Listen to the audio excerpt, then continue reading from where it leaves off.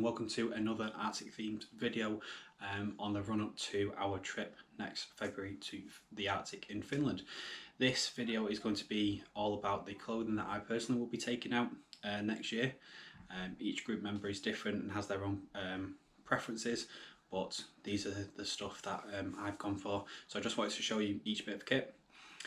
This is going to be one of a series of videos that I'm going to do on the items that I'll be taking. This first one being the clothing side of it, then we'll do one on the tools that I'll be taking, knives, axes, saws, etc. And then on the cooking system that I'll be taking, and then finally on the sleeping system, so tents, sleeping bags, etc.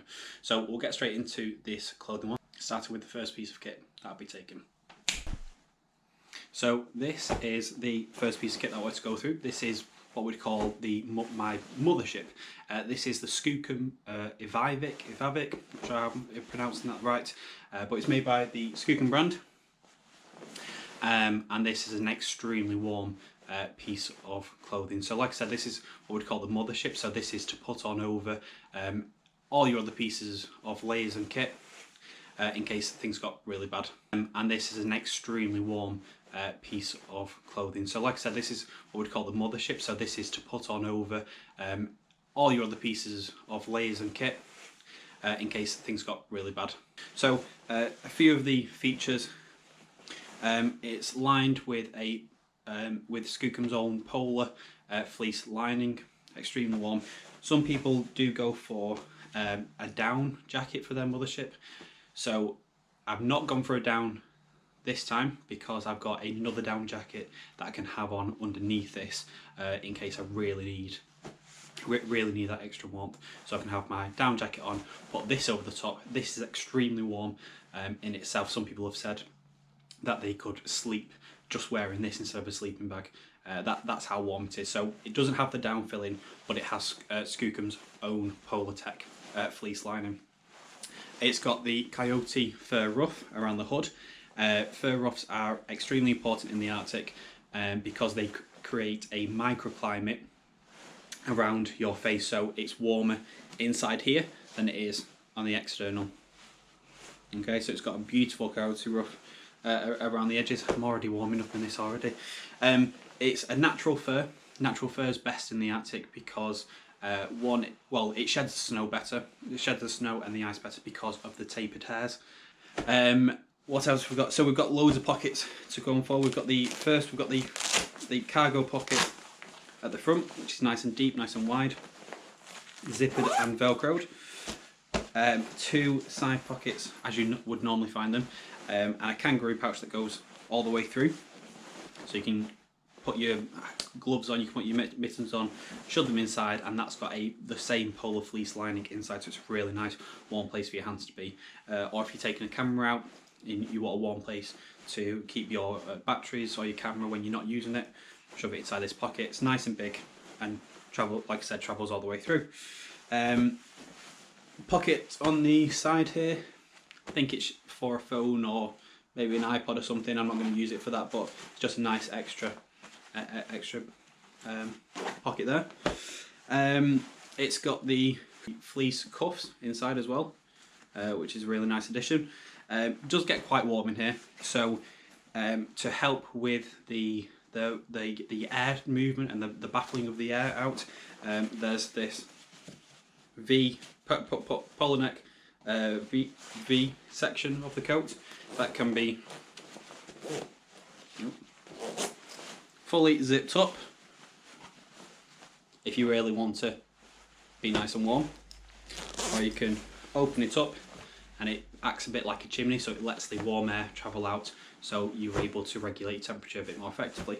It also has these underarm vents that it has on both sides, so as you can see, that goes right into the inside of the jacket. And again, these just help you to regulate your temperature. So if you're pulling a pull, I can already feel a breeze coming in through there already. They're extremely useful. So again, if you're pulling your pulk or toboggan and you need to let some of that warm air out, you can open up these vents and it starts to cool you down. It is still very warm, so I wouldn't wear this too often if I'm doing a lot of jobs. It's got cordial reinforcements on the elbows and the shoulders, anywhere that's going to get maybe a lot of hard wearing use out of. The shoulders because you've got your rucksack on sometimes, or if you're pulling your pulk or toboggan, that's where your straps are going to be. So there's going to be a lot of rubbing on your shoulders, so they need to be reinforced. Overall, fantastic piece of kit, really warm. I'm going to take it off now because it's really starting to get hot in here, but that's the Skookum Ivavik.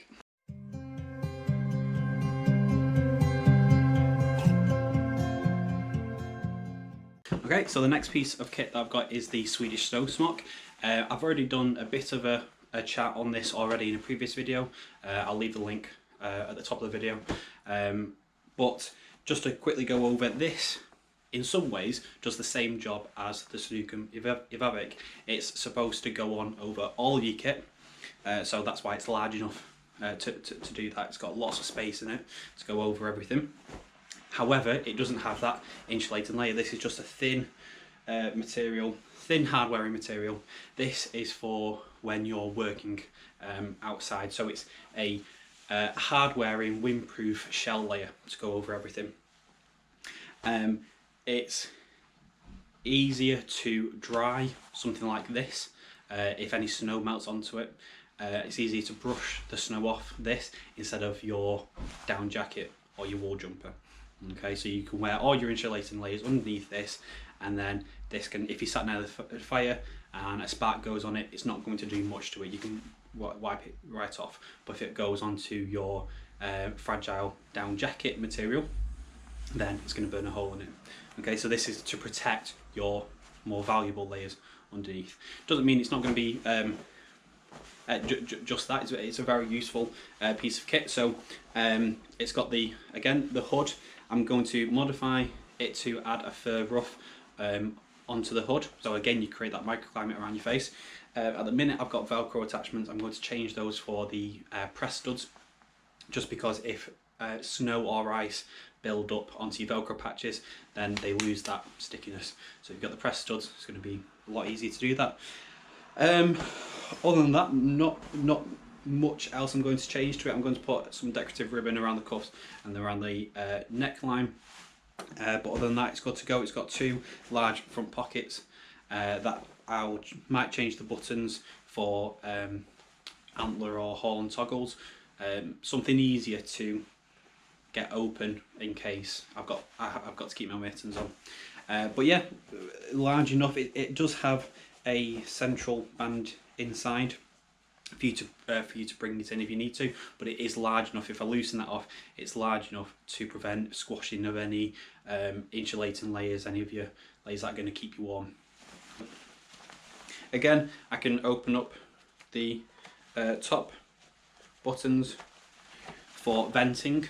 I can open up the cuffs for the same to do the same effect. Okay, everything opens up to allow air to move through it.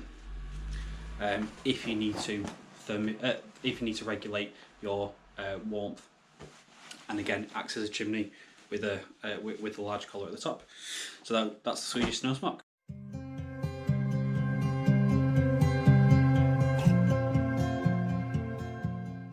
Okay, third piece of clothing, staying with the top layer, is my mountain equipment down jacket.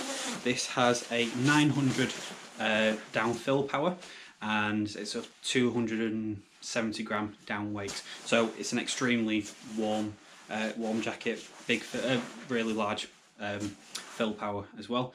It does have a removable hood, which has been removed at the minute, but I'll be taking that along with me and putting it on for any extra warmth around the hood. But a really vital piece of clothing to take to you to the Arctic. You can't beat down as far as warmth. It's breathable. It does have water resistant fabric. I'm not going to test that out in the Arctic by putting it in, by pouring water over it or putting snow on top of it. That's what the Swedish snow smock is for. So yeah, down jacket, always got to have it.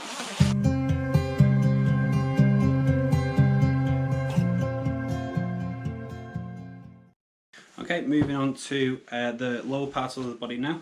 So I've got these Kraghopper Kiwi winter-lined trousers. I've learnt so far from the guys that I'm going with that your bottom half of your body doesn't need as much layering as your top half of the body. Obviously you've got your vital organs at the top half, so they need a lot more protection. Your bottom half, you'll be fine with just your pair of merino wool base layers. You might need to put 2 base layer in if it's really cold, and then just a nice pair of warm trousers. So I've gone for the Kraghopper. They're again fleece winter lined pants. Really warm, really comfy to wear, really nice to put on. Nice hard wearing, quick drying outer layer, outer fabric, elasticated waist if I need to tuck anything in or take anything off. If I need to baffle the air out again or keep it in, I can do that. There's a lot of variation with the pants. Comes with a belt as well, just to put everything up, but they're big enough to allow, again, that air movement through. Not much to say about them, but yeah, great piece of kit.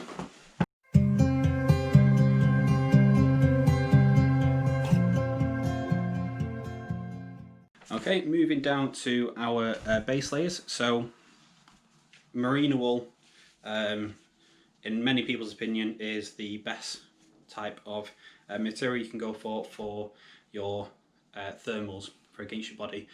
Fantastic moisture wicking properties, moving that moisture away from your body. You don't want to sweat, and it needs for it to stay next to your skin. You don't want sweat to stay next to your skin because it will freeze. Become hypothermic. You need that water to move through your laser clothing. So the first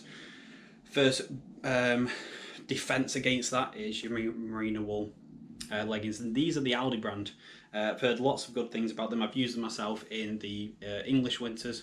Again, well, we don't really get it that cold, but I'll be taking 2 pairs out there in case I need to put another pair on for extra warmth. And then I've got the winter lined trousers as well. Naturally odor resistant as well. Merino wool is any wool is such a great natural material. Odor resistant, wicks moisture away. So for your clothes in the Arctic, where that is such an important thing to do, most of your clothing, the majority of your clothing is going to be wool based, especially your base layers to your mid layers, which, speaking of mid layers, just bog standard thick woolen jumper. You can pick these up from, it's not a particular brand, you can just pick these up from charity shops, anywhere like that. Any type of wool is going to serve you well out there. So thick wool jumper, I'll take a couple of those out, and that's going to be my mid layer.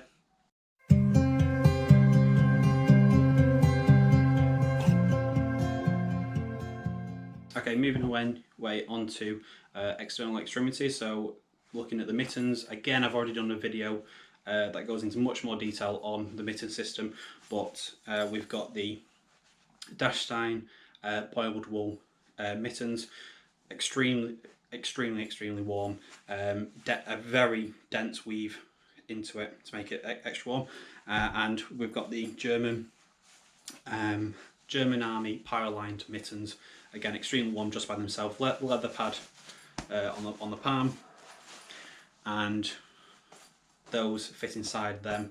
I have my Hestra gloves that will be just my work gloves that I'll have on most of the time, with a pair of Decathlon merino wool glove liners inside them, and everything just fits inside everything, so I can just build up those layers. It's all about building up your layers, taking layers off. You don't just want one piece of clothing that's going to be really warm, and when you take it off you're going to freeze. If you build up your layers, then you can change your layers to suit your needs. If you are currently working digging out snow, you can shed some of your layers off. If you are sitting down and you're not really doing anything, you can put layers on. If you've just got one piece of clothing that does all you want for you, that's not really going to work. So you need to layer for the top half of your body, and you need to layer for your hands as well.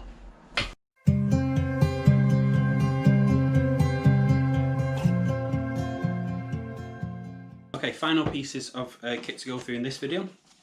are my snow boots. Now these are made by Fox Outdoors.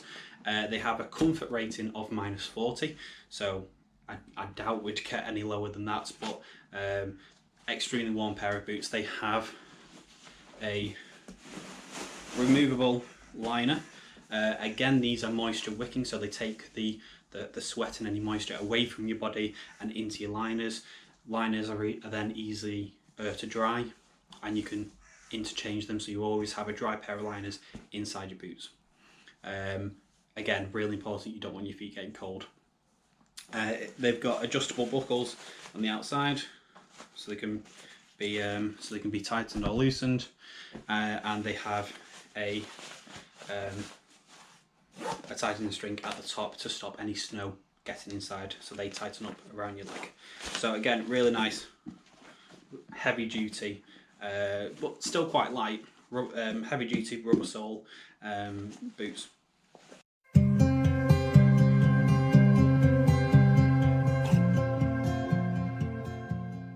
And to go along with those are my army issue mucklucks.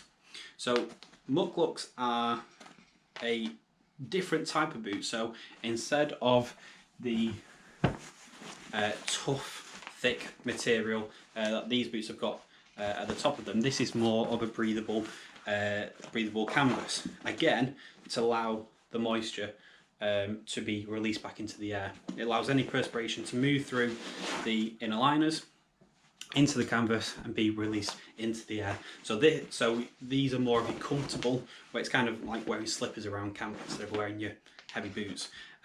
But these are a lot more versatile in drier snow, because they're not, the snow isn't going to melt and soak into the shoe. It's just going to allow the moisture that's built up around your foot, allow it to get back into the air.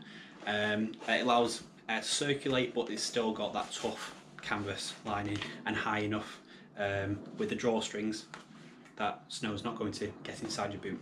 So still tough rubber sole, but the only difference is you've got the canvas.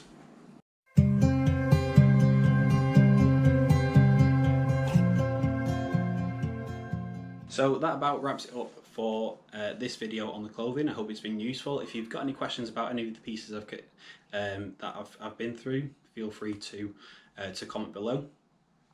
If there's any changes that you would make, or any recommendations you want to make as far as a mid layer, then again, comment below. If you liked the video, give it a thumbs up, and we'll see you next time. Thanks for watching.